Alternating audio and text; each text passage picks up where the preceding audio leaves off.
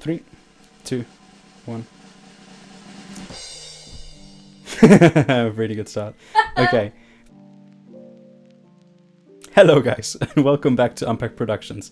My name is Mario, I think by now you should know. And this video is going to be the start of a bit of a series, of a bit of a playlist, where we're just going to be going through top 10s of different films and series and whatever they may be. Review, give you a top 10 list if needed, or just go deeper into the film itself, the series itself. And to start off, we're going to have a look at top 10 films in the genre of sci-fi, which is pretty much one of my favorite genres out there at the moment because there's so much to choose from. And while I was going through the list and creating the list, I thought, yeah, it's going to be easy to find like a good 10 films to bring on the list, and I'm going to be really happy with it. I'm going to be convinced by it and everything. Now, I am happy with it. I am convinced by it. But there's so many more films that I really like that just haven't really made it into the list that could have easily been there. So let me know at the end of this video what you think, and if there's any films that you think should be there or shouldn't be in the list. Let me know in the comments. I am sure I'm going to be agreeing on most of it, but I thought I'm going to give like 2 or 3 films that might not always be on the top 10 a chance today, so that if you haven't seen them, you can go and watch them. Anyways, without further ado, let's go ahead and start with number 10. Number 10, Eagle Eye. Now, I don't know how many of you know this film or have heard about it. It is now like 15 years old, so it isn't the newest one, but it's also not the oldest, clearly. And when I watched it the first time, I was quite a bit younger. I didn't know much about the genre, and my expectations were probably a bit lower than they are now. However, to this day, I still think this is a really, really good film. The lead actor was Shia LaBeouf, and I think he did a really, really good job. The story itself is really intriguing, and I like the way they've managed to give you bits of story every few minutes, just enough to keep you hooked, but not enough to make you understand what's actually happening. So the whole way through, you're kind of trying to figure out what is going on, what is the story, where is this leading to, and I think they keep the tension really well. So considering it's probably not on a lot of top 10 lists, I would guess, I think it does a really good job of just keeping the tension high and keeping you hooked. So if you haven't watched it, go ahead. I think it's worth it. Number 9, I, Robot. Now, I am sure that pretty much everyone has heard about this one. I mean, it's kind of a classic by now. One of probably the best films Will Smith has starred in. It's a really good story that has to do with this artificial intelligence and robots and stuff. So if you want to see Will Smith go and face robots, or maybe see Will Smith try and figure out if robots are good or not, that's worth a watch. And I think to this day, even with the CGI, it holds up surprisingly well. So definitely one to watch. Number 8, Minority Report. Again, one that you could probably call a classic by now. Tom Cruise a few years ago, much younger, but I mean, his level of acting and his commitment to whatever film he's in has been so high for a while now. So you can be sure that this film brings along some really good performance. Minority Report is all about a police force called Pre-Crime that basically does what the name says. They go about and stop crime before it even happens. And it's all supported and kind of fueled by this artificial intelligence. It's a really, really cool idea. I don't think it's been done that much. I think actually it's a quite unique idea that has its basis on something really broad and used very often, which is artificial intelligence. But it has some great action scenes. It has a really intriguing story. You never really know what's going to happen, what the next step's going to be. And it's been directed by Steven Spielberg, so you have this great duo of Tom Cruise and Steven Spielberg, who themselves are 2 of the biggest names in the film industry. Even though it's got a few years on its back, it still holds up really well. The CGI that's used a bit, well, I guess it's some CGI in there. From what I remember last and when I watched it, it looks like CGI, but again, it holds up really well. So it's not like other films where the CGI really ages very, very quick. I think it's still a really good watch, and if you haven't checked it out before and need something for a nice film night, then that's a good shout. Number 7, Ex Machina. Now I think this one might be one of the less known films. At least the last time I checked and spoke with some of my friends, they haven't heard about it, most of them haven't watched it. But I think it's a really, really good film. It's got a nice story, again, kind of all around artificial intelligence, which you are probably understanding by now is always a big part of sci-fi. But it has a really nice story, and it's quite a tense story with a lot of twists and turns as you follow this main character called Caleb. And there's just loads of surprises in there. I think the story really manages to keep you hooked and keep you invested the whole time. And it's a bit different than other sci-fi films, so I really like that. There's a bit of variety in there that I really enjoy. So if you haven't watched it, I'd say it's really, really worth the 1.5 hours, 2 hours, however long it is. It's a good film. Number 6, Edge of Tomorrow. Time loops, anyone? I mean, what is better than watching Tom Cruise fight off aliens? You're right. Just watch Tom Cruise fight off aliens again.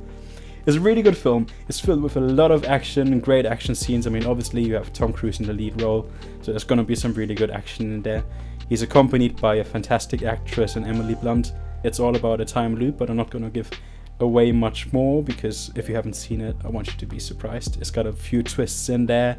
And I think in general, it's a film that really doesn't allow any boredom while you watch it. So there's never really a low point or anything where you think, this is kind of drifting and this is kind of dragging on a bit. It's a really good film. I think it keeps up your interest really well during the whole time that it's playing. So if you haven't watched it yet, for me, it's good enough to be number 6 on this list. All right, at this point, I've come to realize something, which is that I've actually written down 11 films and not 10. So we'll just keep that between us. And we'll just make it 11 because they're all really good and I really like them and I don't think you'll mind too much. So anyways, let's just keep going. But don't tell the others. Number 5. Source Code. I'm sure that many more people have heard of this film. It's been around for a while again, and I think by now it's probably one of the best ones out there because the story has so many twists and turns again that keep you on your toes the whole time and you're constantly trying to figure out what's going on. And I mean, then as lead actor you have Jake Gyllenhaal, who is well known for his amazing performances in other films as lead actor. So if you want something for a film night where you're being kept on your toes and being surprised every now and then by a film, this one is definitely the right one to go for. Number 4. Dune 1 and 2. Now, I haven't read the books, but my dad has. And my dad is this kind of guy, when he watches a film, he gives it like 3 to 5 minutes. If it doesn't grip him in those 3 to 5 minutes, he's gonna turn it off. There is no mercy at all. So when I watched Dune 1, especially with him the first time, with him having read the books before, I haven't read them, I was really basing my judgment on his judgment.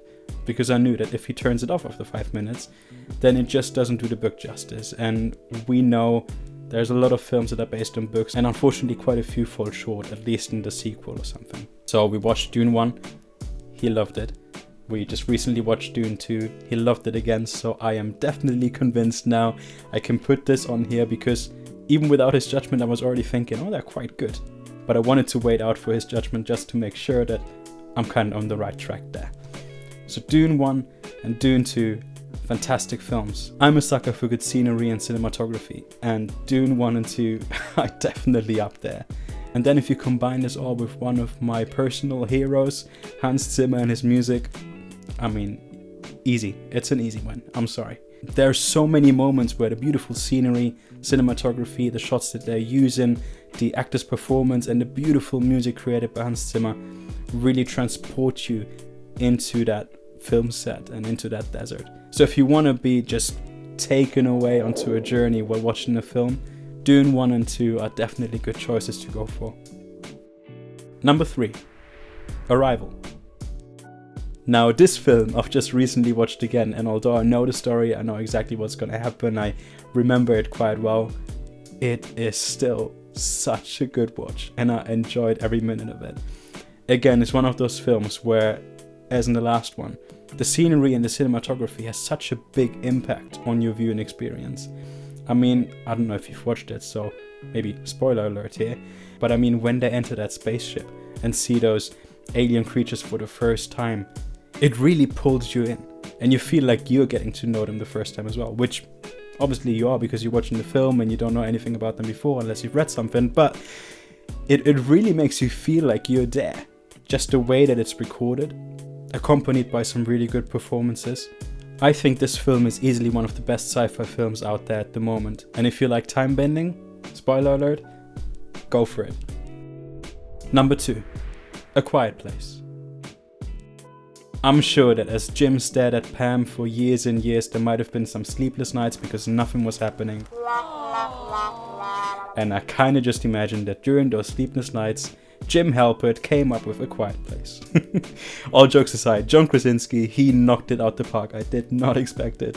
Seeing him play together with his wife in this beautiful film that the story maybe is not necessarily the most new story, I don't know. There's probably been some older films that go along the same-ish lines, but it is performed so well. It is a fantastic film. The first time I watched it, and even to this day, although knowing what happens, I'm just sitting on the edge of my seat and just waiting and hoping that nothing jumps out or whatever.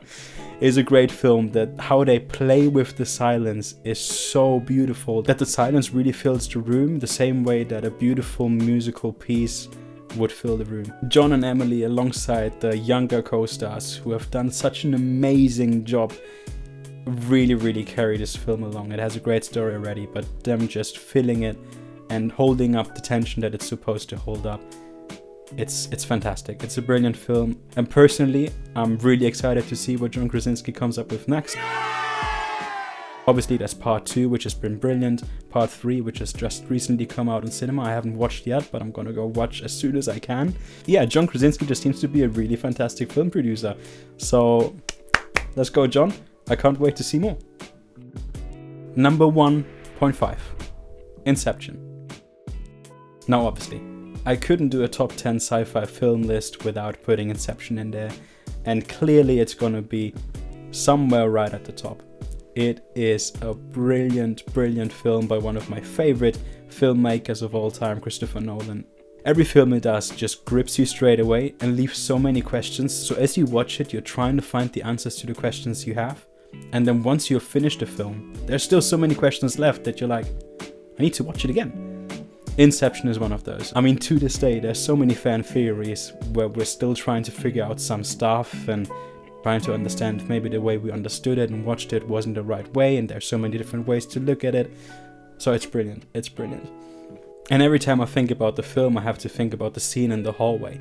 And when I watched it the first time, I was like, oh, this is some really good CGI and it's a really nice idea. Instead of using CGI, they built this hallway that really turns around, and I thought, this is some great commitment. This is just a genius way to bring the scene to life, and I really enjoyed it. I loved that. So if for any reason at all, I don't know which reason it might be, you haven't watched the film yet, go for it. And if you have watched it already, I mean, it's worth a rewatch. Every time, definitely. And let's not forget, again, one of my personal heroes there, Hans Zimmer, with an amazing soundtrack. Number 1, Interstellar. Easily one of my absolute favorite films of all time. Again, we have Christopher Nolan, as mentioned before, one of my favorite filmmakers, Hans Zimmer. You can't go wrong in my eyes. And the story is fantastic, played by Matthew McConaughey, who I just recently thought about it. He was not too long ago known for his comedic films, and now he's kind of grown into this like really serious and gritty actor, which I really enjoy. He's doing a brilliant job in there. Then you have Timothée Chalamet and stuff in there as well, but the story is brilliant. It's one of those typical Christopher Nolan stories where if you look away for 2 minutes, you're not going to understand the rest of it. It is so well done. Again, the scenery and the cinematography are absolutely gorgeous, accompanied by the music that Hans Zimmer has created for it. Every time I watch it, I forget everything around me, because the film is so good at like pulling you in and holding you there while you watch. It's fantastic. And I really loved the whole story of how this film was created. I remember when it came out, I was trying to understand a bit more behind the scenes, and obviously me being a Christopher Nolan fan, Hans Zimmer fan, I just wanted to know more about the film and how it was made.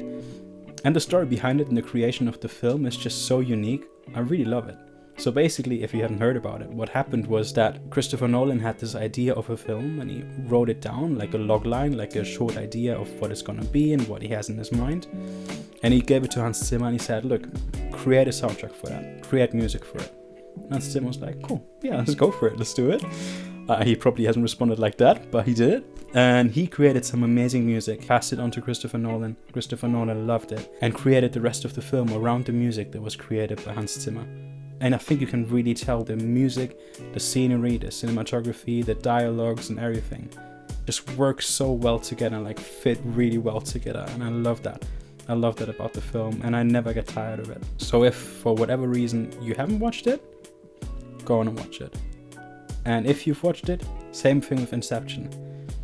Absolutely worth a rewatch, even if it's just for the music that I definitely have a playlist for, and I keep going back to whenever I just want to relax or want to work on something, want to create video ideas or whatever. I tend to go to film music. Hans Zimmer is top of the list, and at the moment Interstellar is top of the list. So go on, watch it, enjoy it, take the popcorn, sit down and have a good time. Alright, so that's my top 10 sci-fi films. Obviously there's so many more films out that I really love and I really enjoy that just haven't made it on the list, mainly because I wanted to give some other films like Eagle Eye and Ex Machina a chance that possibly aren't as well known. But nonetheless, I'm really happy with this list. Let me know what you think though. Let me know your top 10 films, be it in sci-fi or in general. And let me know if there's any films that you want me to have a look at and review. If there's any genres that you want me to make a top 10 list of. There are some genres that I'm working on the moment, so there will be some more videos coming soon. But in the meantime, just put it down in the comments. Let me know your thoughts, your top 10 films, your top films in general. Any films or series you want me to look at and review. And yeah, until then, don't forget to subscribe, to like, share, and comment. And I'll see you in the next one. Bye-bye.